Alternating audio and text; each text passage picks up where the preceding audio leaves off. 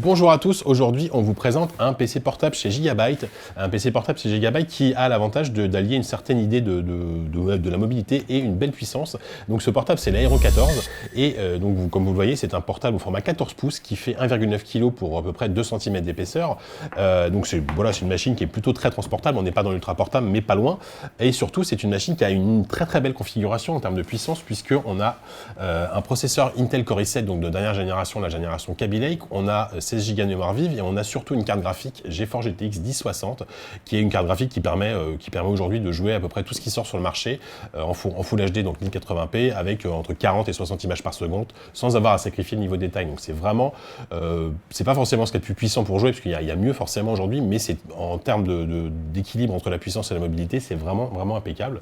Donc on a un écran 14 pouces, c'est ce que je disais comme tout à l'heure, et donc surtout ce châssis que moi je trouve vraiment très réussi. Donc au-delà de la finesse et de la légèreté, c'est un châssis qui est très bien exécuté, très bien fini, avec juste une petite touche de couleur. C'est assez sobre pour un truc un peu gamer, donc c'est vraiment intéressant.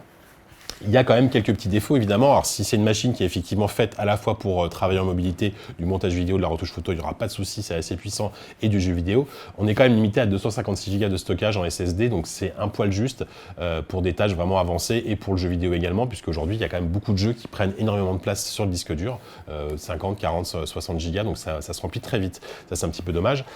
Autre défaut qui fait qu'il n'a pas eu 5 étoiles sur les numériques, c'est un peu inhérent à ce type de format, puisqu'on a quand même une grosse carte graphique, mais on a un châssis très fin, donc ça fait du bruit. Le système de ventilation en jeu est assez bruyant, on entend bien le souffle. Voilà, donc faut jouer au casque, hein, c'est conseillé. Mais en dehors de ça, voilà, c'est une machine qui a vraiment très peu de défauts. On peut tabler sur 5 à 6 heures d'autonomie, ce qui est pas si mal par rapport à la puissance embarquée. Et surtout, on a un chargeur que je trouve, moi, c'est un petit détail, hein, mais que je trouve assez compact, donc qui est facile à transporter, et qui en plus intègre un petit port USB qui permet de recharger son téléphone. Donc ça, c'est vraiment un petit plus, mais que je trouve vraiment agréable. Donc voilà, pour moi, Gigabyte, c'est vraiment une belle machine. C'est pas une machine très originale. On a déjà vu notamment le Razer Stealth qu'on a testé récemment.